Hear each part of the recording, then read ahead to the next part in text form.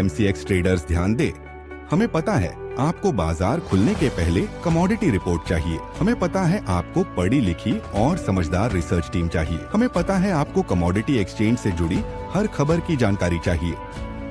हमें आपकी जरूरत पता है। क्या आपको हमारा नंबर पता है?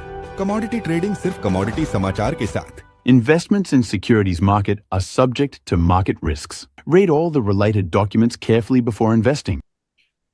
गोल्ड और सिल्वर बीते 3 साल से बेहतर रिटर्न दे रहे हैं और इस साल तो ये रिटर्न शुरुआत से ही काफी ऊंचा है। इस साल की शुरुआत से सोने और चांदी ने अब तक जोरदार रिटर्न दिया है, जो किसी भी एसेट क्लास का बेहतर रिटर्न है। इस बेहतर कमाई के बावजूद अनेक ट्रेडर्स ऐसे भी हैं जिनको इस बढ़त के बावजूद खासा नुकसान भी हुआ है। गोल्ड सिल्वर में किसे हो रही है कमाई और कौन खा रहा है घाटा, इस पर बात करेंगे कमोडिटी समाचार के सिक्योरिटीज के को फाउंडर और रिसर्च हेड अंकित कपूर से। मैं हूं कमल शर्मा। अंकित जी, आपका स्वागत है मोलतोल में। जी नमस्कार सर। जी नमस्कार। अंकित जी, अगर हम देखें तो पिछले महीने की तुलना में सोना अभी भी 2.25% और चांदी 12% ऊपर है, यानी अच्छा रिटर्न वो दे रही है तब भी। लेकिन इस जब करेक्शन भी आया तो देखा हमने कि इन दोनों मेटल्स ने नई ऊंचाई को छू लिया। बावजूद इसके ऐसे अनेक ट्रेडर्स मौजूद हैं जिन्हें भारी भरकम घाटा हुआ है। तेजी की चाल में शॉर्ट सेलिंग इसकी मुख्य वजह रही या इसके और भी कोई कारण आप मानते हैं जिनकी वजह से काफी ट्रेडर्स को बेहतर बढ़त के बावजूद घाटा हो रहा है? जी बिल्कुल। सबसे पहले तो मार्केट के अंदर जिस तरह की कंडीशंस बनी हुई हैं, मार्केट में जिस तरह से तनाव बना हुआ है, इसके कारण कहीं ना कहीं गोल्ड सिल्वर के अंदर तेजी बनी हुई है। लेकिन जो आपने क्वेश्चन करा है कि बहुत सारे लोग हैं जो शॉर्ट सेलिंग कर देते हैं, उसके कुछ मुख्य कारण रहते हैं। सबसे पहले कि उनकी टाइमिंग गलत होती है शॉर्ट सेलिंग की, क्योंकि मार्केट अगर तेजी में है उसके बाद में बहुत सारी मीडिया रिपोर्ट्स आती हैं जहां पे कुछ बरगलाने वाली रिपोर्ट्स भी आती हैं, जहां पे हमने देखा था कि जब 88-89,000 गोल्ड चल रहा था तब एकदम से 55,000 के टारगेट मार्केट में इस तरह से फैले थे, जिसके कारण जो ट्रेडर्स का सेंटिमेंट्स है वो कहीं ना कहीं खराब होता हुआ नजर आया था। और बहुत तेजी हो गई है और अब मार्केट के अंदर करेक्शन आना चाहिए, उसी उम्मीद में लोग शॉर्ट सेलिंग करते हैं। तो ये जो शॉर्ट सेलिंग का तब जब ट्रेंड करता है और जब रिकवरी आती है, स्पीड में रिकवरी आती है, तब ट्रेडर्स को समझ में नहीं आता कि हमें कहां पे निकलना चाहिए। उसके बाद अगर बात करेंगे तो जो सबसे बड़ी चीज होती है ओवर लिवरेजिंग, मतलब अपनी हैसियत या हैसियत नहीं बोले, अपनी ताकत से ज्यादा ट्रेड करना। अपनी मतलब अगर किसी को आज अगर बात करें 1 किलो गोल्ड जो ट्रेड कर रहे हैं, उनको ये पता होना चाहिए आज की तारीख में 1 किलो गोल्ड करीब करीब 1 करोड़ रुपए का है। तो ये जो उस समय 50,000 का लेवल हुआ करता था और आज की तारीख में अगर बात करें तो 1 लाख का लेवल हो रहा है। 1% का अगर मूवमेंट भी अगर हो रहा है तो कहीं ना कहीं अगर देखा जाए तो वो 1,000 रुपए के आसपास का मूवमेंट दिखाता है। तो 1,000 रुपए का मूवमेंट, 900 से 1,000 रुपए का एक मूवमेंट अगर देखा जाए तो ये बड़ा मूवमेंट होता है। तो क्वांटिटी को थोड़ा सा अपना कम करना ज्यादा बेटर रहेगा। ज्यादा मुनाफे के लालच में ज्यादा पोजीशन बना लेना कहीं ना कहीं ट्रेडर्स के लिए हानिकारक होता है, और छोटी सी भी एक मूवमेंट अगर आती है तो बड़े नुकसान में कम कन्वर्ट हो जाता है। अगर वही बात करें तो ट्रेंड के खिलाफ ट्रेडिंग, बहुत से लोग हैं ये मान के चलते हैं कि यार बाय ऑन डिप्स की बजाय हम सेल ऑन द राइज करेंगे, और उनको लगता है कि अब हम जो तेजी कर रहे हैं वो काफी तेजी है। बहुत सारे हमने देखा है समाचार जितने भी न्यूज चैनल्स हैं या फिर हर आदमी अलग अलग अलग राय देता है। देखिए, कोई सेल की राय देता है, कोई बाय की राय देता है, हर ट्रेडर की अलग राय होती है, हर एनालिस्ट की अलग राय होती है। तो वो राय तो मान लेते हैं लेकिन उनको वो राय वही माननी पसंद होती है जो उनको अच्छी लगती है। अगर किसी ने बोला कि गोल्ड यहां से बाय करके चलिए, सिल्वर बाय करके चलिए, 1,20,000 हो जाएगा, और किसी ने शॉर्ट सेलिंग कर रखी है और उसको किसी ने बोला है कि नीचे गिर सकता है, तो जो नीचे गिरने वाली है उसकी बात मानेंगे, जिसने तेजी बोल रखी है उसकी बात नहीं मानेंगे। तो कहीं ना कहीं ये साइकोलॉजिकल इफेक्ट बन जाता है। तो मुझे लगता है कि जितने भी कोई भी एनालिस्ट है, चाहे पूरे इंडिया में हो, जो सेबी रजिस्टर्ड है या एनालिस्ट हैं, वो कभी भी बिना स्टॉप लॉस के कोई ट्रेड नहीं देते हैं। तो स्टॉप लॉस लगाना यहाँ पे थोड़ा सा जरूरी हो जाता है। और जो ट्रेडिंग प्रोस्पेक्ट्स है, अगर लॉन्ग टर्म ट्रेडिंग है तो मुझे लगता है कि इन्वेस्टमेंट्स में जाएंगे तो ज्यादा बेनिफिट रहेगा। ट्रेडिंग में अगर आप कर भी रहे हैं तो किसी एक एनालिस्ट को नए पकड़ के चलिए, सब एनालिस्ट की अगर आप राय मान के चलेंगे तो ट्रेडिंग करना काफी मुश्किल हो जाता है। जी अंकित जी, आपने सही कहा कि देखिए ओवर लिमिट में क्या होता है, जब मार्जिन भरना होता है, और आज गोल्ड पे 9 से 10 लाख रुपए का मार्जिन है, वहां जब मार्जिन नहीं भर पाता है तो पोजीशन कटती है। और दूसरा, कई लोगों में थिंकिंग आ जाती है, आपने सही कहा कि जब वे देखते हैं कि प्राइस बढ़ रहे हैं, इससे ज्यादा आप क्या बढ़ेंगे, और वहां पर वो शॉर्ट सेल करते हैं, और वो एक बहुत बड़े नुकसान का कारण है। आपने और हमने कई वेबिनार करी जिनमें लोगों ने यही पूछा था कि गोल्ड नीचे कब आएगा, जबकि स्थिति पूरी विपरीत थी, यानी वो ऊपर की ओर जा रहा था। और ऐसे में अंकित जी, एक कहावत है, जब आपको कुछ समझ में नहीं आ रहा हो, या तो आप बाजार से दूर रहें, या फिर ट्रेंड के साथ चलते हुए ट्रेड करना चाहिए, ताकि कुछ कमाई हो सके, अधिक नहीं तो भी। और लोग ट्रेंड को भांप नहीं पाते और उसके साथ चल नहीं पाते। क्या यही वजह है इसकी कि ट्रेंड विद ट्रेंड के साथ न करके उल्टा जो करते हैं वो एक बहुत बड़ा नुकसानकारी हो रहा है? जी बिल्कुल, एक आपने बिल्कुल सही बात बोली है कि जब हम लोग ट्रेड विद द ट्रेंड करें, लेकिन ट्रेड विद द ट्रेंड के लिए भी एक चीज बहुत ज्यादा जरूरी है कि अपनी क्वांटिटी को कम करना। अभी भी ट्रेड मैं देख रहा हूं, लोग 5 लॉट 10 लॉट ट्रेड कर रहे हैं, 50 लॉट ट्रेड कर रहे हैं, एक गोल्ड ट्रेड कर रहे हैं। वो अपनी क्वांटिटी को कम नहीं कर पा रहे। एक सबसे बड़ा कारण वो है, ट्रेड विद द ट्रेंड तो बिल्कुल वो चलने के लिए तैयार हैं, लेकिन अगर मान के चलिए किसी ने, आज की बात करूं, मार्केट कल बंद हुआ था हमारे यहाँ पे 97,200 के आसपास, और आज खुला ही 96,400 के आसपास है।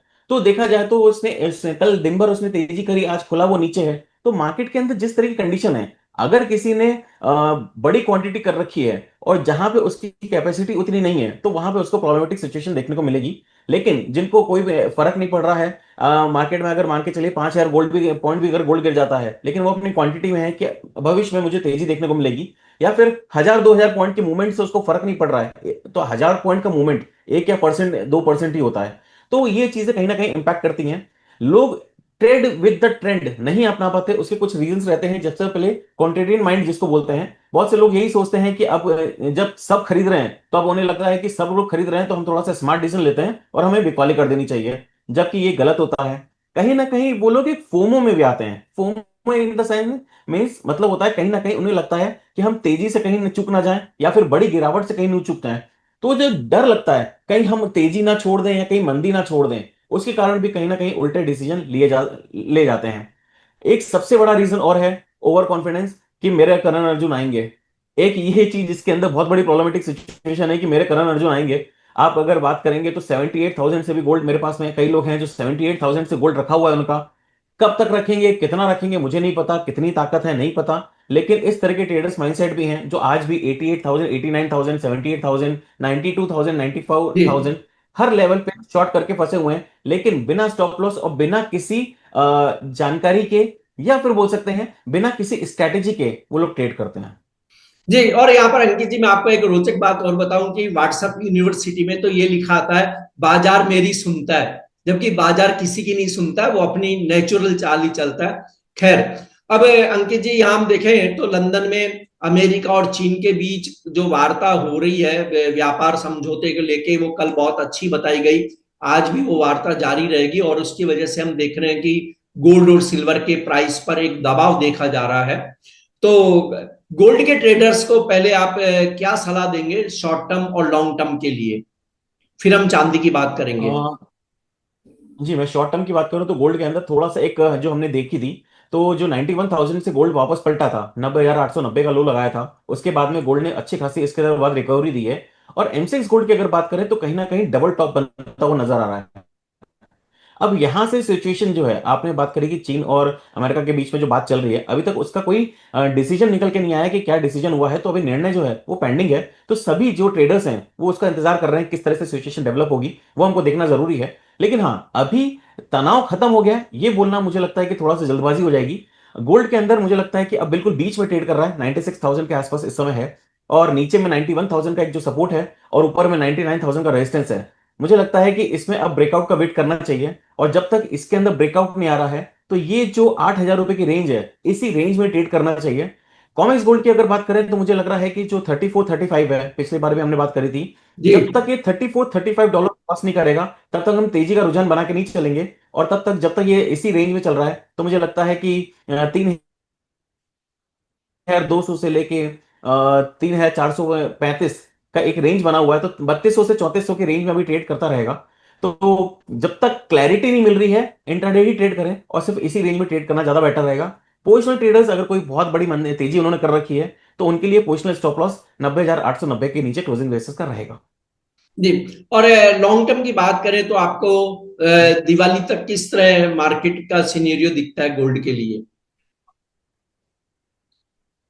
मुझे लगता है कि दिवाली का तक का थोड़ा सा हमें इंतजार करना चाहिए, क्योंकि दिवाली अभी थोड़ा सा समय बाकी है। दिवाली तक मुझे लगता है कि जो तेजी बनी हुई है वो काफी स्ट्रेंथ अभी बनी रह सकती है। अभी तक फंडामेंटल्स में कोई भी चेंजेस नहीं आए हैं। मैंने जैसा अभी बोला कि पोजिशनल जो स्टॉप लॉस है वो 90,890 के नीचे क्लोजिंग बेसिस का बन चुका है। जब तक ये 90,890 के नीचे क्लोज नहीं कर रहा है तब तक हम मंदी का रुझान बना के नहीं चलेंगे। और मुझे लगता है कि इसमें जो तेजी चल रही है, कहीं भी करेक्शन अगर मिलता है वापस से हमें 95,000 से 94,000 के बीच में, तो वापस से खरीदारी बनेगी। और दिवाली तक की अगर बात करें और सब कुछ जिस तरह से सिचुएशन अभी चल रही है, यही सिचुएशन अगर आगे कंटिन्यू रहती है तो 1,02,000 1,03,000 तक के टारगेट देखने को मिल सकते हैं।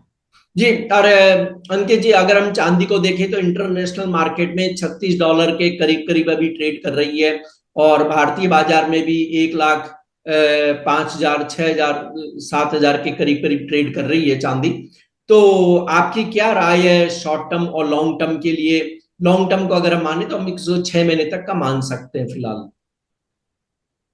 देखिए, चांदी ने बहुत अच्छा ब्रेकआउट दिया है, और कोई भी गिरावट अगर मिलती है तो चांदी में खरीदारी करके चलना ज़्यादा बेटर रहेगा। हम पहले से आपसे बात करते हुए आए हैं, जब 32-30 डॉलर थी, मैं कहा इस लेवल पे भी निवेश करना चांदी में बुरा नहीं है। आज भी मेरा यही राय रहेगी कि चांदी एक $36 के आसपास चल रही है, इसमें भी निवेश करना बिल्कुल भी बुरा नहीं है। कोई भी गिरावट अगर $35 के आसपास मिलती है, फिर से खरीदारी की राय रहेगी। इसके अंदर आने वाले टाइम में अगर मैं बात करूं दिवाली या आने वाले 4 से 6 महीने में, तो हमें 40 से $42 तक के टारगेट्स देखने को मिल सकते हैं। चांदी एक इंडस्ट्रियल डिमांड जैसे जैसे इसके अंदर बढ़ रही है, जैसे जैसे अगर टैरिफ वॉर वाली जो सिचुएशन है वो कहीं ना कहीं खत्म होती हुई नजर आ रही है। अभी आज मैं सुबह एक न्यूज़ पढ़ रहा था, जो यूएस के अंदर जो लड़ाई झगड़े हुए थे, जहां पे वो कहीं ना कहीं जो डोनाल्ड ट्रंप है उन्होंने सेना लगा दी थी, तो वो सेना लगाना उनके लिए कहीं ना कहीं गलत हो गया है, और कोर्ट ने उनके ऊपर संज्ञान लिया है।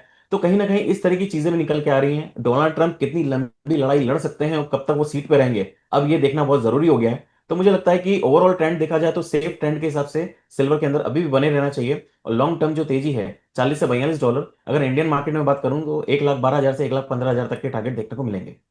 जी। आपका कोई डिस्क्लेमर अंकित जी? जी, मार्केट में मेरी कोई भी पोजीशन नहीं है। हम लोग कॉल्स प्रोवाइड करते हैं, उसके चलते ट्रेडर्स की पोजीशन हो सकती है। आपका धन्यवाद, शुक्रिया अंकित जी। थैंक यू सो मच, नमस्कार।